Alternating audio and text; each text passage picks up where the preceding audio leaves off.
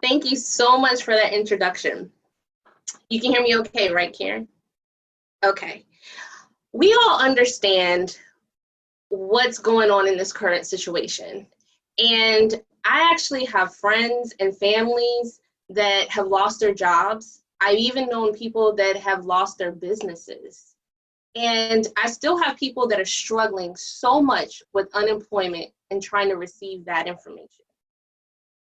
And through all of this, I've learned so many things because it is critical that in this moment we talk about what it means to have intentional compassion.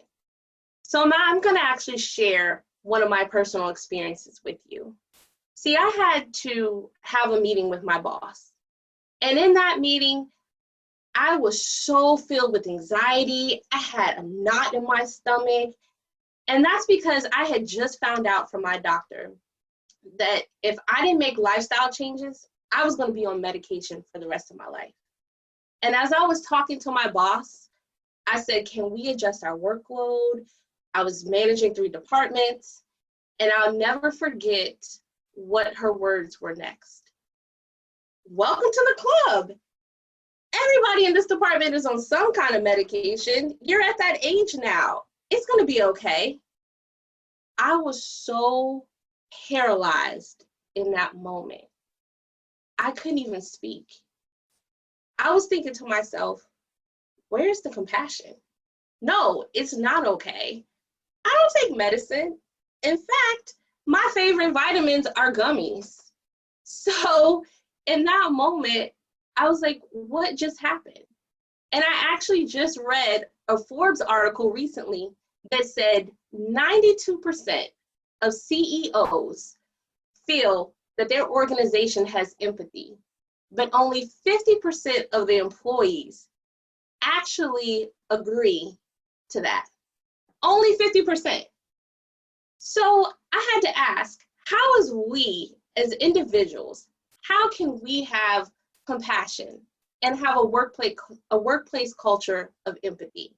Now, there's several different strategies we can use to make this happen, but I'm only going to focus on the top 3, which are communication, being empowered with the right tools, and leadership. See, when I talk about communication and having compassion, we have to understand that communication is a 2-way street.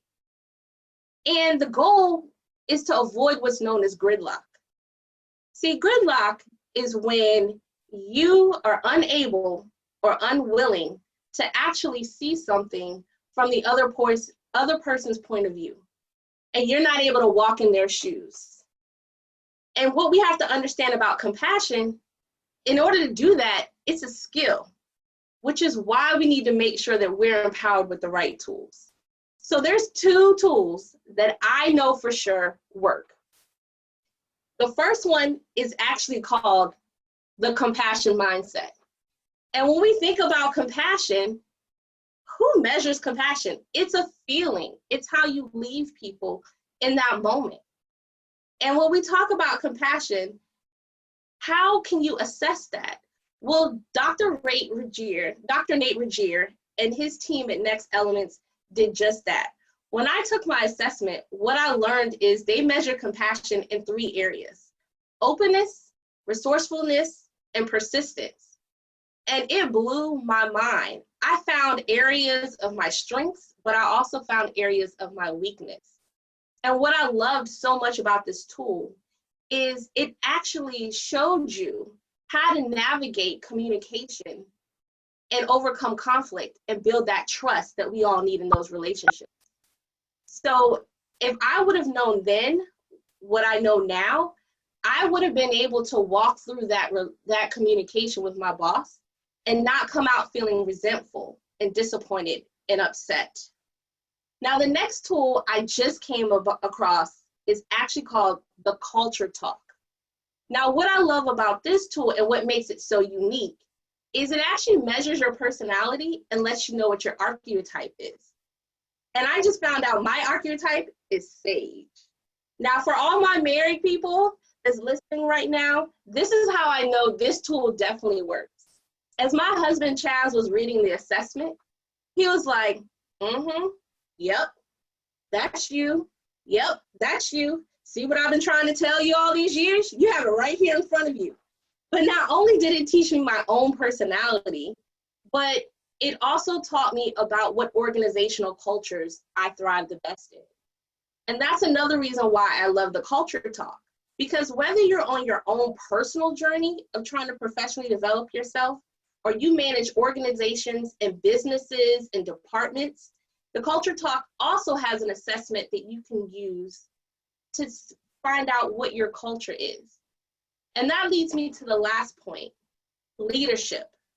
Now, when I talk about leadership, I'm talking about making that extra step, making sure that not only believing what's actually happening, but taking the next step to find out what exactly is happening within your organizations. And to be able to do that, one leader showed us how.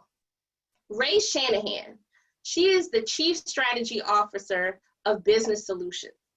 And what she did is she actually did an empathy study in her organization.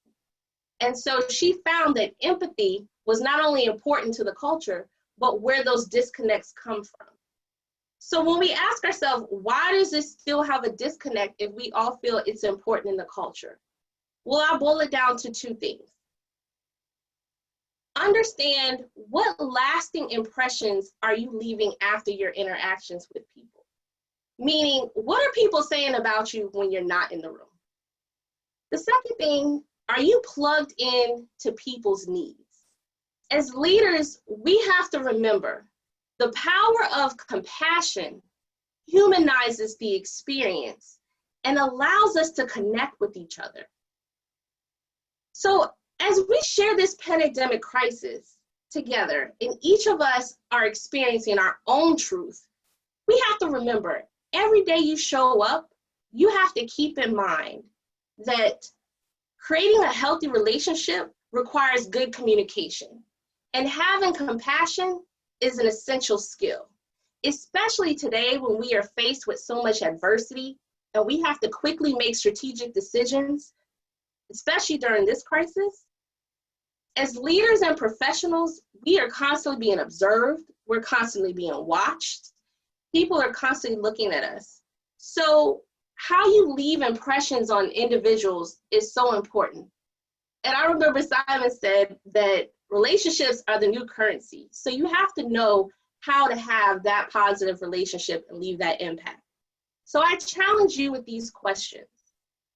Ask yourself, do you have a compassionate mindset? Does your work culture have empathy? And lastly, does your network feel empowered to exude kindness, not just during the crisis, but thereafter? I thank you for this opportunity. I would love to stay connected to each of you, so please feel free to reach out to me on LinkedIn. And I'll leave you with this. As you're on this journey of having intentional compassion, make sure you spark hope now. Thank you.